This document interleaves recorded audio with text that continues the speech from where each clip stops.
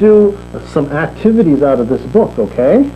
I'm going to ask you to solve some problems and answer some questions for me. Okay? You ready to begin? All right. Put your finger on the box with 2 kittens. The study of human development seeks to understand how and why people either change or remain the same as they grow older. What are these? This exploration is based on systematic methods of research. Scientists use principles and procedures designed to produce the most objective results possible. In other words, a scientific methodology. Now listen, point to your mouth. Very good.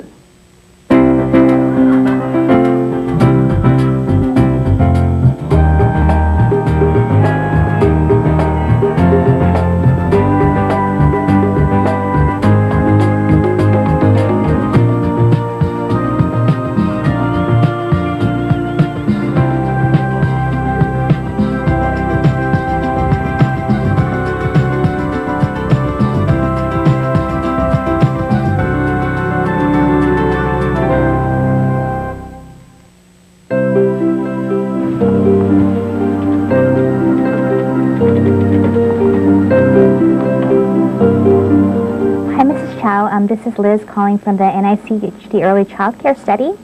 Is this a good time to do the phone interview with you? Okay, great. It'll take about 20 minutes. All right. Research methodology is extremely important for psychologists to understand in exploring human behavior because the methods can lead you in a particular direction in understanding of the human experience. And depending on the kind of method you use, the method can limit the kinds of questions you're able to answer. So research methodology is really a very integral part of the practice of science. Get them on.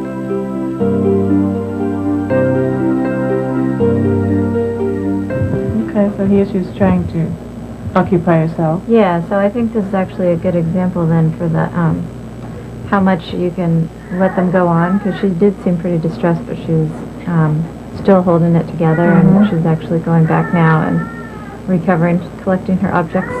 Comfort toys? Yep.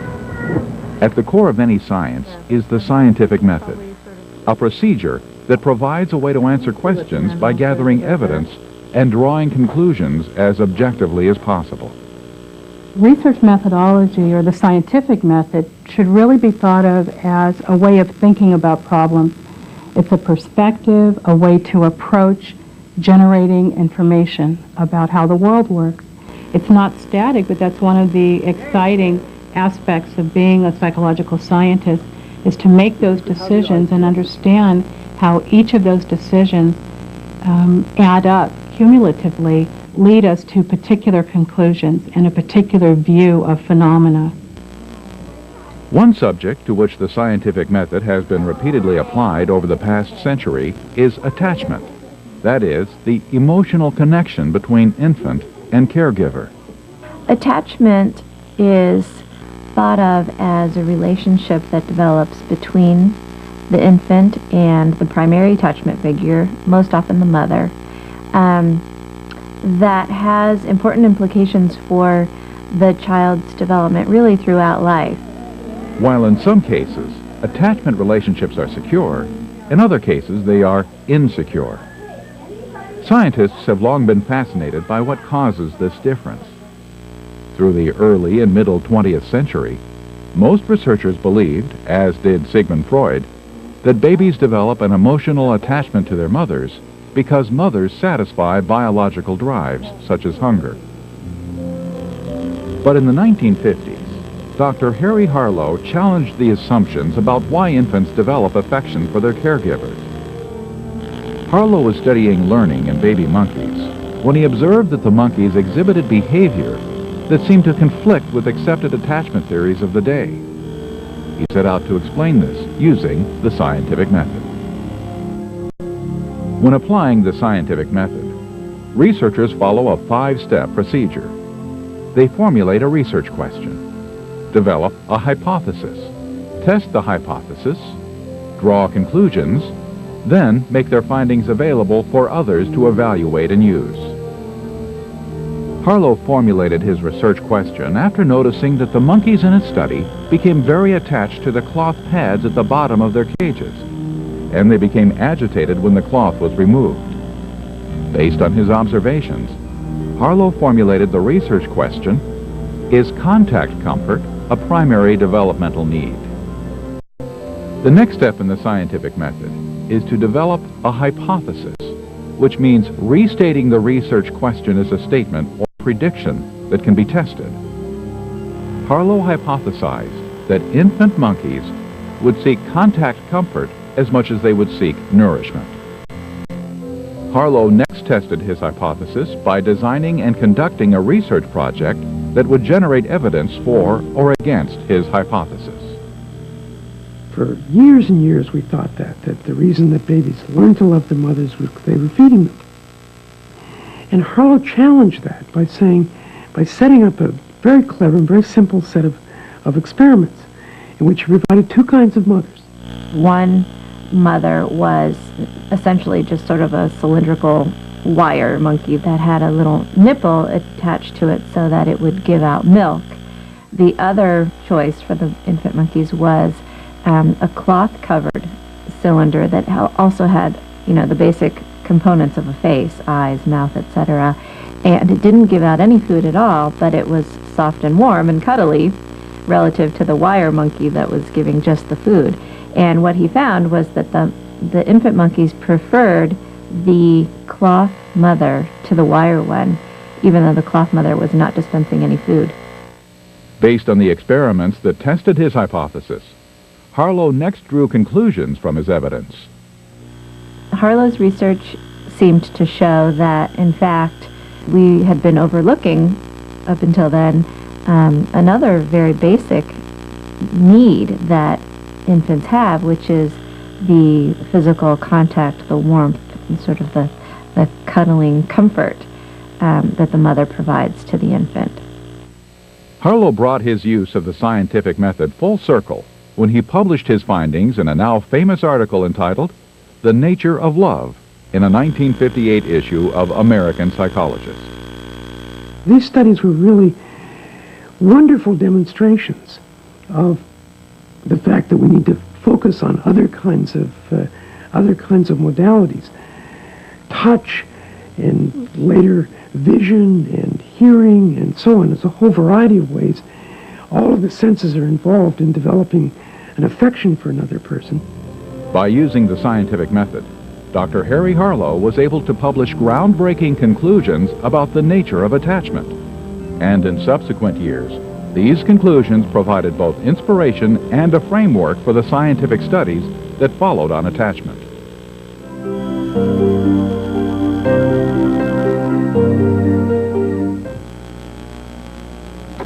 At the beginning of a research project, scientists ask what to explore. Then, what is the best way to explore that particular question? That is, what research methods will best answer the question? Three of the most commonly used methods are scientific observation, surveys, and experiments. Scientific observation means systematically observing and recording what people do, either in a laboratory or a more natural setting. And since people make observations, there is the chance that the data could be biased by personal beliefs and expectations. For this reason, observers follow specific procedures that are designed to ensure the data is as objective as possible. There is naturalistic observation, where you are really just going in and trying to be, as much as possible, a fly on the wall, and observing what's going on without changing what's going on. So you just really want to see what's happening in a natural setting. Then there is more of a standardized observation, where you bring your subjects into a lab and you have a very controlled situation where you're scripting exactly what's happening, and you just sort of see how the subjects are behaving in your very standardized situation. In order to do observations, you have to invest quite a bit of time in the training of your observers so that everyone's rating the same kinds of behaviors in the same way. An excellent example of this type of methodology is the strange situation, a procedure developed by Mary Ainsworth designed to measure an infant's attachment to his or her caregiver. The strange situation is a laboratory-based procedure that was developed in order to try to tap into the quality of the adult-child attachment relationship. Most often, it's between the mother and the infant or toddler. It's used with children who are anywhere from about 12 to 18 months old.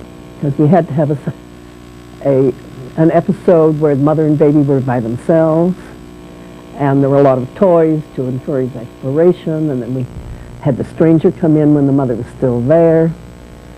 Then we had the mother leave, so there was a separation, but the baby wasn't alone, was with a stranger. And then we had a reunion, and during the reunion, the mother was trying to get the baby settled down to a baseline as much as possible, how it was before the separation. What we look at is how the child really copes with those separations and reunions. And in particular, not simply how distressed the child gets, because both secure and insecure children can get distressed or not, but rather what's important is how the child reunites with the parent or the caregiver when that familiar person comes back. Ainsworth found that the results from the strange situation were correlated with other observations and measures of attachment. And to ensure accuracy, she extensively trained those researchers who made the observations. Research on the strange situation has formed the basis for many subsequent studies. These studies have shown that attachment has implications on development from infancy through adulthood. If a child is not securely attached as an infant, there's no certainty that anything later on down the developmental road is going to happen, simply because, especially that young in life, development remains open-ended. And so what happens will depend not only upon the child's developmental history, including his attachment security, but what happens thereafter. Still, research has linked the quality of an adult's relationship with others, such as a romantic partner, with the quality of his or her attachment experiences in childhood. Another way to collect data is by using surveys, which allow scientists to collect information from a large number of people through written questionnaires or personal interviews. Surveys conducted over the years have revealed the significance of attachment throughout the lifespan. For instance, to study attachment patterns from one generation to the next, researchers have compared the attachment style of parents, identified through personal interviews, with the attachment of their children, identified through the strange situation. In fact, one study that included grandmothers in the analysis found considerable stability across 3 generations. In other words, children who are securely attached tend to have securely attached mothers and grandmothers. But using surveys demands caution, because the method is vulnerable to bias. Researchers can sometimes ask leading questions, and people responding to those questions may not answer truthfully. Regardless of the research method, scientists examine human behavior by looking at variables. That is, the qualities or characteristics that may differ between the individuals or groups being studied. One way to establish a relationship between variables is through correlation. A correlation is a measure of the strength of association between 2 variables. It tries to quantify, a correlation coefficient tries to quantify how related 2 variables are. So take, for example, in attachment research, there's a long history of research looking at the relation between mother's behavior and infant's behavior. So we tend to see that, for example, mothers who are sort of aloof, distant, detached from their babies tend to have babies who are aloof, distant, detached from them. Whether or not a child develops a secure or insecure attachment to his or her principal caregiver appears to be very much a function of the quality of the care that that caregiver, mother, father, or even child care worker is providing. When that caregiver, mother, father, or child care worker is providing care that is sensitive, responsive, attentive, affectionate, truly individualized to the child's needs, children are far more likely to develop secure than insecure attachments. Variables can be not associated at all, or they can be positively or negatively correlated.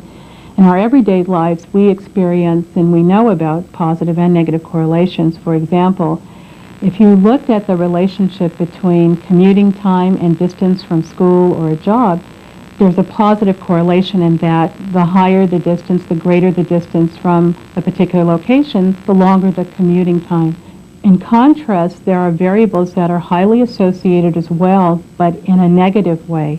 A negative correlation means that higher values on one variable are associated with lower values on another. For example, people who get less sleep tend to take longer to react to potentially dangerous situations when driving. So you find less sleep associated with greater reaction time, and those are correlations in our everyday life that we can see these associations. When researchers measure variables, they quantify the correlations in numbers that range from minus 1.0 to indicate a very strong negative correlation, to 0, which indicates no correlation, to plus 1.0, which points to a very strong positive correlation. And this number that's used to indicate or reflect how strongly two variables are related is called a correlation coefficient. Correlational studies can be very useful in identifying new possibilities, new relationships that we previously hadn't thought were possible. One always has to be cautious in interpreting the results of correlational studies. Correlations are only measures of association. No matter how strongly two variables are associated, this does not mean that we can therefore infer that there is a cause and effect relationship. The need to be careful when interpreting correlational information also applies to observational and survey studies on attachment. For instance, children with an insecure attachment tend to have a harder time making friends and getting along with teachers. But this does not mean that insecure attachment causes these problems. It's important to recognize that other variables might play a role in any correlation. One way scientists can establish cause and effect is by using experiments. With this method, researchers intentionally cause changes in one variable, known as the independent variable, and then measure any resulting changes in another variable, known as the dependent variable. In Harlow's experiment, for instance, the independent variables were the characteristics of the substitute mothers, while the dependent variable was the behavior of the monkeys. All experiments consist of three characteristics, central characteristics, and these are the deliberate manipulation of one or more independent variables, the inclusion of at least one control or comparison group, and third, all experimental studies can be characterized by random assignment. In an experiment, the comparison or control group is not subjected to a treatment or change, while the experimental group is subjected to the treatment or change. Individuals are assigned to control or experimental groups in a systematic way through random assignment. Random assignment simply means random selection from a pool of subjects to make sure the control group and experimental group are similar in terms of relevant variables such as gender, ethnicity, and culture. If one does see differences between the control and experimental group, you can reasonably assume that it was due to the independent variable, since all of the other possible explanations are eliminated by the inclusion of a control group and the deliberate manipulation of the independent variable. So what these laboratory studies allow us to do is to identify potential cause and effect relationships. Can we draw conclusions from this study to other populations, other situations, other circumstances? Depending on what questions scientists are trying to answer, scientific observation, surveys, and experiments are all useful research methods. But each method has its own strengths and weaknesses. So researchers must take those into consideration when deciding precisely how they will study a particular question. Okay? You ready to try something different now? Yeah. Okay.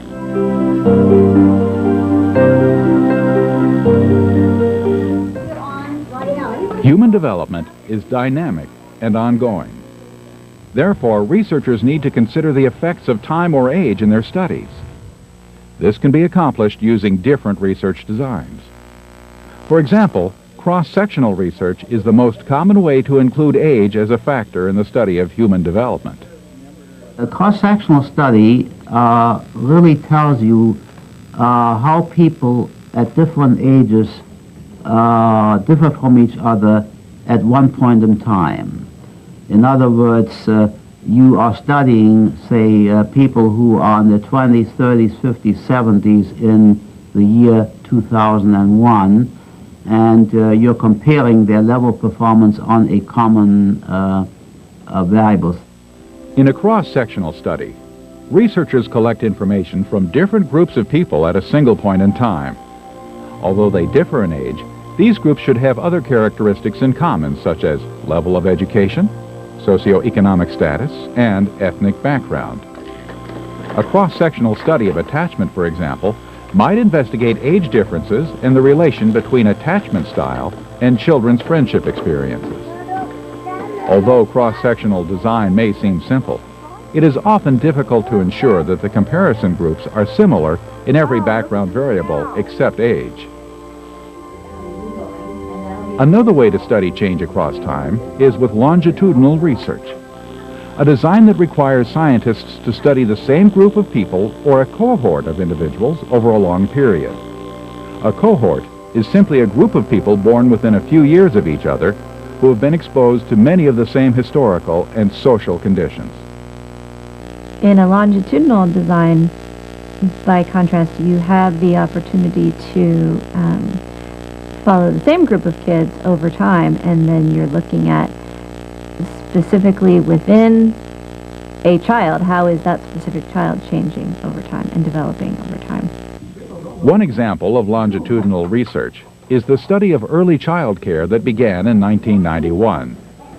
Funded by the National Institute of Child Health and Human Development, or NICHD, one of the study's goals was to look at the quality of children's attachment relationship with their mothers in circumstances where kids were in non-maternal child care for many hours each day. We saw them in lab visits, in home visits, and as they got older, we started to space it out a little because it was less crucial to see them so often. We, collected all kinds of questionnaires from moms and dads and caregivers.